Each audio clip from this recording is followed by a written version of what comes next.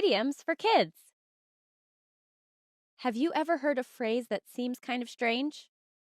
Something like, "It's raining cats and dogs tonight," or "I'm feeling blue." How about hitting the books? Or "Fish and visitors stink after 3 days." Hmm, does it actually rain cats and dogs? Can you feel the color blue? Are there a bunch of people with hammers hanging around waiting to hit a bunch of books? If you said, "No way," you're right. And what do fish and visitors have to do with each other?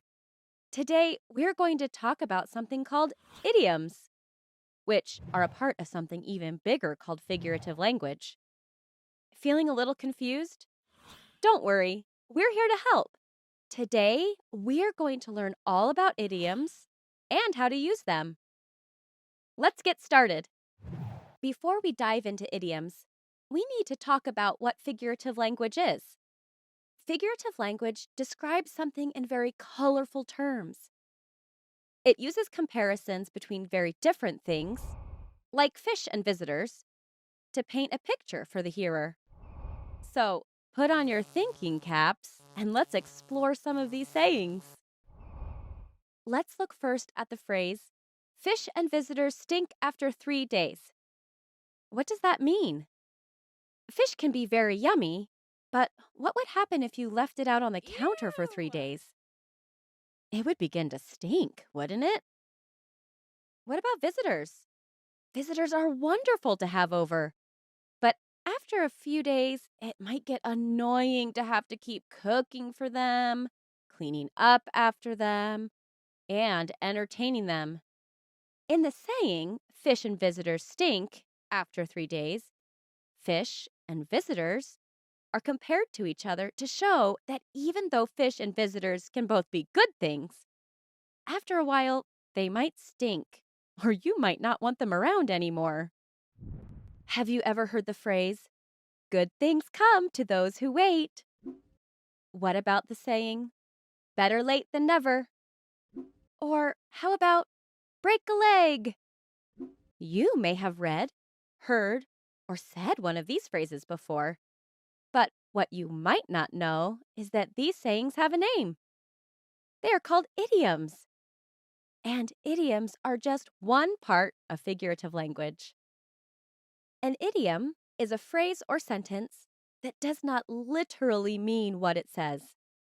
When someone says, "break a leg" to someone else, they aren't actually telling that person to go break their leg. That wouldn't be very nice. In fact, the idiom "break a leg" is actually a nice thing to say to someone. It means good luck. If your friend is in a play or performance, you could say, "break a leg" to wish them good luck.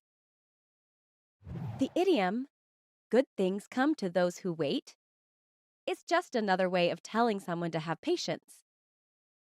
And the saying, "better late than never," simply means that it's better to arrive late than to not come at all. "It costs an arm and a leg" is an idiom that means that something is very expensive. No one would buy anything if it really cost an arm or a leg. "No thanks, I'll keep my arms and legs, thank you very much." Idioms are common expressions, which means that people use them often. People in many different countries use idioms, but a person in another country may not understand the meaning of an idiom used in the United States. And someone in the United States might not understand an idiom in Australia. Idioms make sense to the people that live in that country. Let's take a look at another example. If your teacher tells you to make sure to study for the test and not cut any corners, what do you think that means? Is your teacher telling you not to cut the corners off of your assignment? That doesn't make sense. Your teacher wants you to study for the test and do a good job. So, to not cut corners must mean to do a good job and study hard. If you cut corners, it means that you didn't do your best work and something hasn't been done well. The idiom, "don't cut corners," is just another way of saying, don't take shortcuts. Take your time and do things well.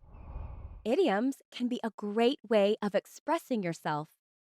The idiom, when pigs fly, means that something is probably never going to happen. Just like the fact that pigs probably won't ever fly. As an example, let's look at two sentences. One uses the idiom when pigs fly, and the other does not. There's never any extra money in the school budget to build a new school gymnasium, so we'll never get one.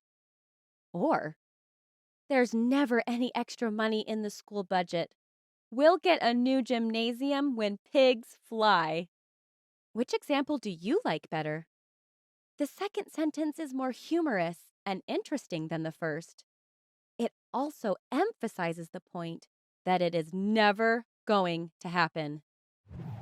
Idioms can also be found in songs, movies, and TV shows. Look for idioms in books you read and shows you watch. Also, try using idioms the next time you're talking to your family or friends. Hold on! Is this video over already? Man, time sure flies when you're having fun. Hope you had fun learning with us.